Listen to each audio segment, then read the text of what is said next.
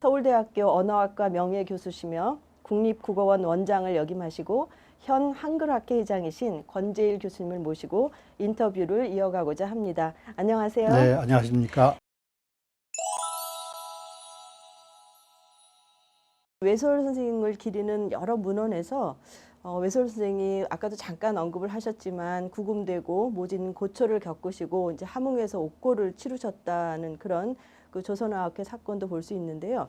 그 부분과 관련돼서 옥고를 치르셨던 그런 사건과 관련돼서 그 조선어학회 사건을 조금 더 다른 면모로 조명해 주시면 어떤 게 될지요. 조선어학회 사건은 한마디로 저렇게 볼 수 있습니다. 우리 일제강점기 때 여러 가지 독립운동이 많았지 않습니까? 그 독립운동 가운데 가장 처절한 그런 독립운동이었고 또 그리고 가장 빛나는 독립운동이었다. 저는 그렇게 말씀을 드리고 싶습니다. 달리 말해서 총을 가지고 독립운동한 건 아니지만은 우리의 민족 정신을 지키기 위한 사전 편찬을 하다가 잡혀간 거잖아요. 그래서 1942년 10월 1일 사전을 편찬하던 학자들 그리고 그것을 재정적인 지원을 하던 사회 지도자들이 33분이 함흥 홍원경찰서로 전부 잡혀가서 결국은 함흥 형무소에서 옥고를 치렀죠. 그 가운데 2분이 옥사를 하시고 끝까지 이제 있었던 분들 중에서 이제 최연배 선생이 징역 4년, 그다음에 이승 선생이 2년 반, 그다음에 정인승 선생, 정태진 선생 이런 분들이 2년간. 그래서 끝까지 이분들이 계시다가 8월 17일 날 정말 기어 나오다시피 석방이 되는데 기어 나오다시피라고 하는 말은 뭐냐면은 그만큼 모진 고문을 겪은 고초를 겪었다. 오로지 말과 글을 지킨다는 이유 하나로 그런 모진 고초를 겪었는데 그 이유는 너무나도 간단하죠. 말과 글을 지킨다는 것은 일본 경찰의 입장에서는 이 사람들이 자기 나라 문화를 지키려는 거다. 문화를 지켜서 결국은 나라 독립을 하려고 하는 거다. 그래서 독립운동으로 본 것이죠. 그런 면에서 정말 총칼을 안 들었지 그보다 더욱더 처절한 민족 독립운동이 바로 최연배 선생님을 비롯한 조선어학회 여러 학자들이 겪은 사건이라고 볼 수 있겠죠. 정말 참으로 모질고 거친 고난의 길을 걸어오신 또 외솔의 한 면모를 그대로 볼 수 있었던 사건이 아니었나 생각이 되는데요. 그 이후에 이제 우리나라는 아까도 이제 중간중간 조금 그 역사와 관련해서 말씀을 하셨지만 광복을 맞이하게 되고, 근데 그 기쁨도 잠시 뭐 오래가지 못하고 정치적으로 굉장히 어려웠던 시기에 이제 또 한국 전쟁이 발발하고 또 그 이후에 남북 분단 등 아주 참 격정의 시대를 지내오게 되는데요. 이렇게 우리나라 역사의 소용돌이 안에서 이제 여러 사건들이 점철되던 그런 시기에 그러했던 상황하고 조선어학회 그리고 외솔 선생의 행보는 또 어땠는지 그 부분도 조금 말씀해 주시면 좋겠습니다. 네, 지금 그 남북 분단 정말 우리 현대사에서 가장 큰 역사적인 사건이지 않습니까? 여기서 꼭 말씀드려야 될 것이 있는데 남과 북이 지금 분단된 지 70년이 넘었잖아요. 그럼에도 불구하고 기본적으로 남과 북의 언어 차이는 없고 그 다음에 표기법 차이도 없습니다. 물론 일부는 당연히 있죠. 그것이 가능한, 다시 말해서 남과 북이 분단이 되었음에도 불구하고 언어의 이질화가 일어나지 않았던 가장 큰 이유는 바로 조선어학회 그리고 최연배 선생입니다. 무슨 말이냐면은 우리가 남북이 분단되기 전에 이미 한글 맞춤법이 만들어져 있고 표준말이 되어 있어서 광복 무렵에는 남북의 규범적인 언어와 표기는 동일했습니다. 만약에 그렇지 않았다고 하면은 남과 북이 그런 거 없이 헤어졌다면은 각자 그냥 자기 마음대로 규범을 만들었으면 지금 엄청난 차이가 왔잖아요. 그래서 조선어학회가 광복 전에 그 2가지를 만들어 두었다는 것이 남북의 민족성을 동질화 지키는 데 큰 기여를 했고 또 하나는 그때 있었던 대표적인 학자가 이극노 선생, 최은배 선생이잖아요. 두 분이 8월 17일 날 함흥에서 석방되고 같이 사전 편찬을 하다가 이근무 선생은 북으로 가서 북한의 언어 정책을 책임지게 되었습니다.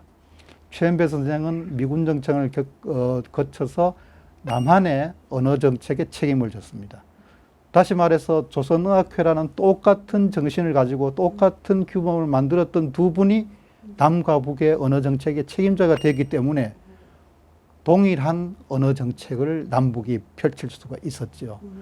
그런 것이 현재 남북 분단 상황에서 언어와 문자 생활에 있어서 대단히 큰 영향을 미쳤다는 점에서 조선의학회와 최은배 선생이 우리 언어 생활에 미친 영향은 정말 뭐라고 말씀드릴 수 없죠. 안 될 정도로. 그리고 이제 말씀하신 거를 쭉 보면, 그러니까 그런 격동기를 겪으면서 이제 정말 여러 가지 일들을 네. 그럼에도 불구하고 그 어려운 여건에서도 하여튼 우리말 지킴으로써 쭉 행보를 이어오셨는데요. 그렇게 말씀해주신 내용들 가운데서 조금 더 그 이야기를 이제 조선 어학회의 그 사전 편찬도 있지만 외솔이라고 하는 인물에 그분이 하셨던 활동에 아주 조금 더 집중해서 본다면 특히 그 광복 직후에 우리 외솔 선생님이 바로 추진하셨던 일에 대해서 어떤 것이 있는지 아주 그 외솔 네. 선생에게 중점을 맞춰서 한번 말씀을 외솔 듣고 싶습니다. 선생이 광복 초기 그리고 우리 정부 수립 이후 뭐 잠깐 둘로 나누어서 말씀을 드리면은 광복 초기 이른바 그 해방 공간이라 할까요? 그 시기에 하셨던 가장 큰 것은 아까 얘기했듯이 사전 편찬을 마무리 지어야 되겠다라는 그런 신념을 가지고 사전 편찬 작업을 본격화했다는 것이 하나 있고, 그보다도 더 중요한 것은 그때 우리 말과 글을 교육해야 되겠다고 하는. 왜냐하면은 일본 강점기에서 광복이 되고 나서는 우리말을 가르칠 선생님도 없고 교재도 없잖아요. 그래서 이 두 가지를 최우선의 목표를 두신 것 같아요. 그래서 중등교원 양성소를 그 조선의학회 부설로 둡니다. 그래서 우리 초, 중, 고등학교에서 국어를 가르칠 교사들을 양성하는 일에 굉장히 힘을 기울이셨고, 그 다음에 교사가 책이 있어야 되잖아요. 그래서 교과서를 편찬하는 일, 그래서 교사 양성과 교재 편찬에 힘썼고, 또 하나는 미군 정청의 항무국장이 되시면서 우리말의 국어 정책을 입안을 합니다. 앞으로 우리말이 나가야 될 방향을 세우게 됐죠. 그 방향은 크게 두 가지였습니다. 그것은 외솔 선생이 광복 이후에 일관되게 가졌던 태도인데, 첫째는 글자 생활에서는 온 국민들이 쉽게 글자 생활하도록, 다시 말하면 글자 생활의 민주화죠. 글자 생활의 민주화는 뭡니까? 어려운 한자를 쓰면은 일부 지식인들만 정보를 공유하게 되는데, 쉬운 한글을 쓰면은 모든 사람이 다 쉽게 글자를 배워서 정보 활동을 같이 할 수 있잖아요. 그런 면에서 쉬운 글자 생활하기 위해서 한글만 쓰기 운동, 그 운동을 펼친 것이죠. 물론 한글의 우수성 때문에 그럴 수도 있지만은, 우수성도 중요하지만은 모든 사람이 쉽게 배워서 글자 생활을 해서 모든 정보를 공유할 수 있다고 하는, 그것이 최은배 선생이 가졌던 하나의 훌륭한 정신이고요. 그 다음에 언어 생활, 지금은 이제 글자 생활이고, 편리하게 언어 생활을 하기 위해서는 어려운 한자 말을 쓰지 말고 쉬운 토박이 말로 쓰자. 그래서 쉬운 토박이 말이 없는 것은 만들어라도 쓰자. 예를 들어서 삼각형 하는 것은 세모꼴로 만든다든지, 그렇게 해서 많은 어휘들을 쉬운 말로 바꿨잖아요. 그래서 문교부 편수국장을 하시면서 실제 교과서에 그걸 다 반영을 했는데, 물론 그 중에서는 성공한 것도 있고 그렇지 않은 것도 있지만, 어쨌든 최은배 선생이 가졌던 것은 글자 생활에서의 모든 사람들이 함께 하는 생활, 언어 생활에서 쉽고 정확하게 언어 생활을 하는, 이것이 그분이 가졌던 우리 국민들을 위한 언어 정책이었다라고 볼 수 있습니다. 예, 말씀을 잠깐 정리해 보니까 그 한글 전형을 통해서 일종의 지식의 민주화가 네. 이루어졌다고도 볼 수 있고요. 또 우리 민족이 문맹으로부터 네. 벗어날 수 있는 아주 그 큰 계기를 마련해 그렇죠. 주셨다는 그런 네, 생각도 정확하게 드는데요. 정리를 해주셨습니다. 네. 그 토박이 말 사용 운동 또 한글 전용 운동 이런 것들이 그러니까 그 조선어학회가 재건되고 나서 그러니까 49년에 한글학회로 네. 이름을 고치고 이제 이사장님이 되시면서 이제 꾸준히 그런 운동을 전개해 오시는 가운데 펼쳐진 것이라고 봅니다. 지금 말씀해 주신 그런 토박이 말 사용 또 한글 전용 말고 또 뭐 좀 더 덧붙이실 네, 만한 내용이 광복 있을까요? 이후에 뭐 다양한 활동을 하셨지만은 거기다 두 가지만 더 꼽는다면은 하나는 한글을 창제하시고 우리 민족의 가장 큰 성군인 세종대왕의 높은 뜻을 기리는 그런 사업을 펼쳤죠. 지금 세종대왕 기념 사업회가 있잖아요.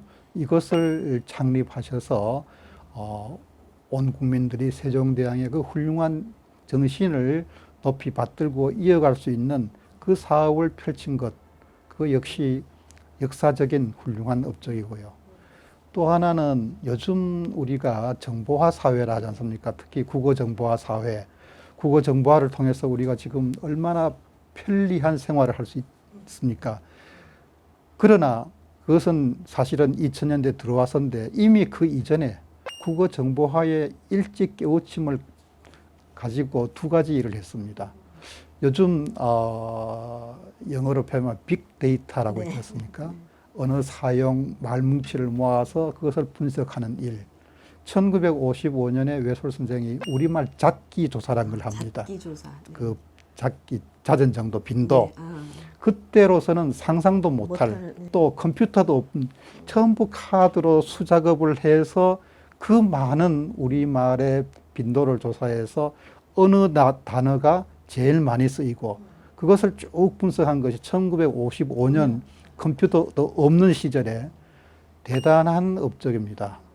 우리말 정보화에 있어서 그거 대단한 연구고요. 또 하나는 1962년도인데 우리말 기계화 사업회를 만듭니다. 다시 말해서 그때 기계화는 지금의 컴퓨터 아니지만은 타자기를 치고 기계화하는 일.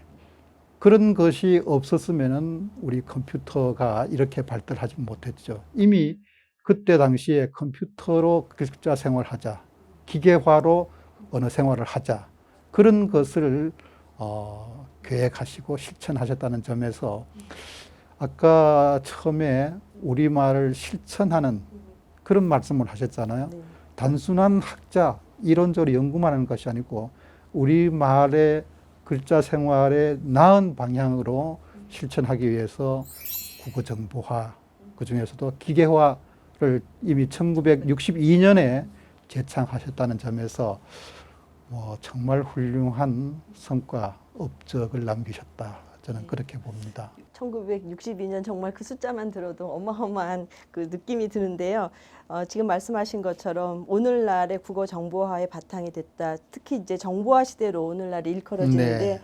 그런 오늘날에 비추어 이제 국어 정보화의 바탕을 이미 그때 세우셨다는 말씀을 들으니까 이 미래를 내다보는 그 외솔의 해안까지도 느껴지는 것 같습니다. 우리가 그것도 확인해보는 그런 시간인 것 같은데요. 마지막으로 우리들이 그렇다면 이러한 그 외솔 선생의 우리말 사랑 정신, 학문적 업적을 이제 계속 계승하고 이어가야 될 텐데 어떤 방향으로 가야 될지 좀 말씀해 주시면 좋겠습니다. 외솔 선생을 이제 우리가 크게 학자로서의 외솔, 그다음에 국어 사랑 실천 운동가로서 외솔 이렇게 본다면은 어떻게 보면은 그의 학문은 잘 지금 개선되어 오고 있다고 볼 수 있습니다. 그러나 아쉬운 것은 두 번째 실천 문제죠. 현재 우리의 언어 글자 상황을 보면 너무 혼탁스럽잖아요.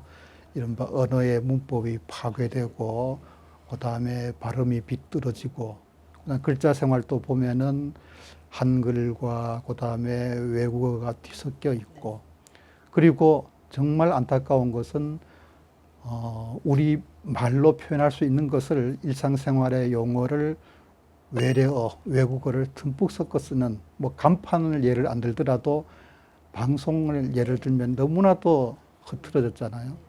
그런 것을 봤을 때 우리가 외소의 그 깊고 높은 뜻을 지금이라도 되살려야 되지 않을까. 다시 말해서 우리의 언어와 글자 생활을 원래의 모습으로 되돌아놓기 위해서는 외솔이 가졌던 우리말 사랑을 실천하는 그런 정신을 이어받아야 되겠다. 그래서 그것은 전 세 가지로 생각하는데, 우선 언어와 글자 생활을 쉽게 하는 일. 쉽게란 말은 그냥 쉬운 것이 아니라 모든 사람이 아까 얘기했듯이 지식과 정보를 공유하는, 아까 지식의 민주화라 하셨는데, 그걸 실천하기 위해서 쉽게, 그 다음에 무작정 쉬워서는 안 되죠. 정확해야 되겠죠. 정확한 의사소통을 할 수 있고, 그걸 통해서 우리가 품격 높은 언어 생활, 요즘 죄송합니다만은 정치인들의 막말이라든지 이런 것이 너무 문제가 돼 있잖아요. 그러나 우리가 나라가 국격이 있듯이 우리 모두에게는 품격이 있잖아요. 그래서 품격 있는 언어 생활을 통해서 우리의 인격을 높이고 국격을 높이는, 그것이 바로 외솔 정신을 우리가 이어받는 것. 다시 말해서 쉽게 정확하게 품격 있는 언어를 씀으로써 외솔 선생의 그 훌륭한 맑을 사랑의 정신을 이어가는 길이 아니겠는가. 그것은 우리 같은 학자 또는 한글학교 회원, 거기에 그치지 않고 온 국민들이 함께 나서야 될 그런 과제라고 생각을 합니다. 네, 저희가 해야 될 일이 많은 것 같은데요. 자, 한글이 곧 목숨이라는 신념으로 나라와 민족을 되찾고 문화를 되살리기 위해서 오롯이 우리 말글을 지키는데 혼심을 다하셨던 외솔의 민족 정신이 그대로 느껴지는 것 같습니다. 정말 그 말씀을 이렇게 가슴 깊이 새기도록 잘 해주셔서 듣는 내내 좀 이렇게 때로는 소름도 좀 끼치고 네. 이럴 정도로 굉장히 감명을 받았는데요. 이처럼 좋은 말씀 들려주신 권 교수님께 다시 한번 감사의 말씀을 드리면서 오늘 인터뷰 마치고자 합니다. 네, 감사합니다. 고맙습니다. 네.